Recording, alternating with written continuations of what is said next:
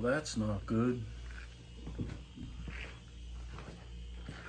Down here in the basement, utility room under the kitchen.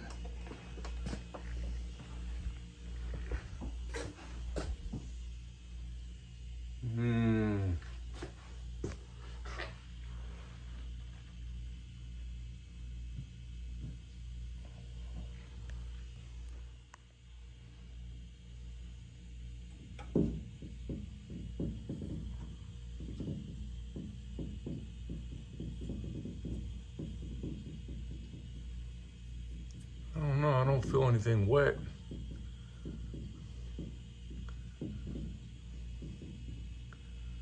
There's nothing wet.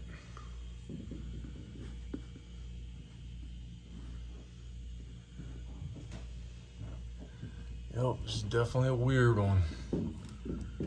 I mean, you would think it would be this.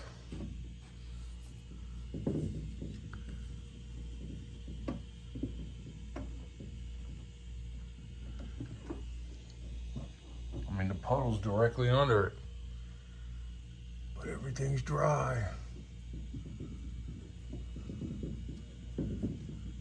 Don't make no sense. So the question is, do I just replace it? I mean, you got some corrosion here, but nothing's wet. Yet there's a pole on the floor. Sheesh. All right, so we're up in the kitchen. Let's see what we got. Obviously, the floor is no good. See gap? No gap. And something's definitely going on up here because there's a humpus in the floor. Let's see if you can see that. See that big blister? Sheesh, right here. Big blister. That's a tripping hazard. Let's slide the fridge out and see what we got.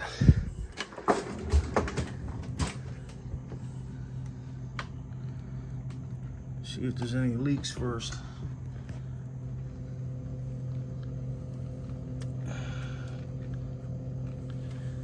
Because sometimes, you know, these drawers and doors don't close right and the condensation could be dripping, but that's an awful lot of condensation.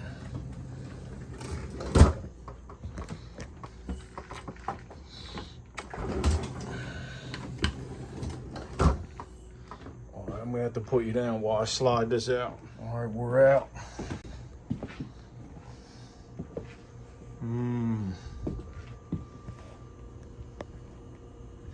So you got to ask yourself, is a home inspection actually worth it? Because my customer bought this house in 2020.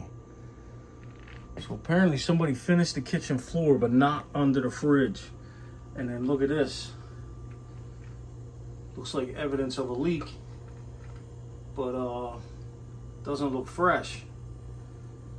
So if it's not coming from here, where in the world could it be coming from? Look at that. Oh man, yeah, so obviously the inspector didn't move the fridge. So again, you gotta ask yourself, is it really worth getting a home inspection when you got this kind of crap going on? I mean, I have so many videos on my channel of this house and everything we found, and this is after an expensive home inspection. I mean, it's not like they charge $300-400 to do an inspection. They get a percentage of what the house sells for.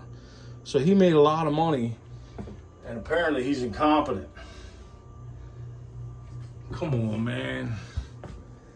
And whoever did this floor is incompetent. Should have did it behind the fridge, bud. You gotta move the fridge. You gotta do what you gotta do. You know what I mean? You can push this into another room, plug it in. What's the problem? Couldn't handle it, right? So this is what you get.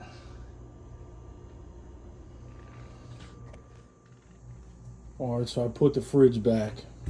I'm just gonna let it go for now because I don't see anything obvious. Plus my customer already called a repair guy to come out and look at this, because also sometimes this bottom drawer doesn't open.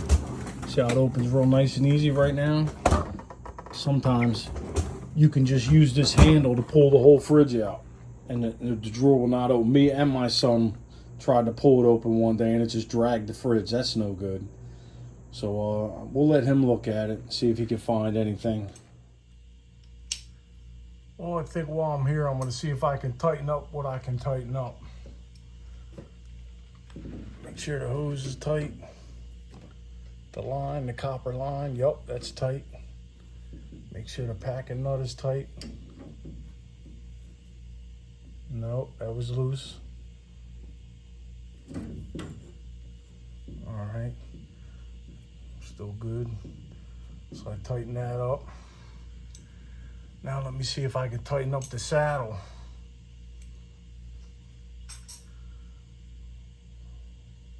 I'm gonna use a flathead.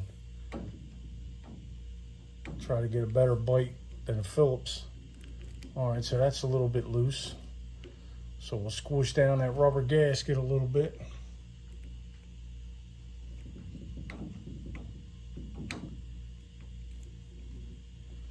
Maybe that'll stop it, if that's the problem anyway. I mean, I don't see anything. I don't see any dribbles coming out, any drips, nothing as I'm tightening this. So you would think if that was the problem, you would see some kind of leak. So now I think I gotta clean the floor up, dry the floor, and then we'll see what happens tomorrow, I guess. Dry this floor up with some paper towels.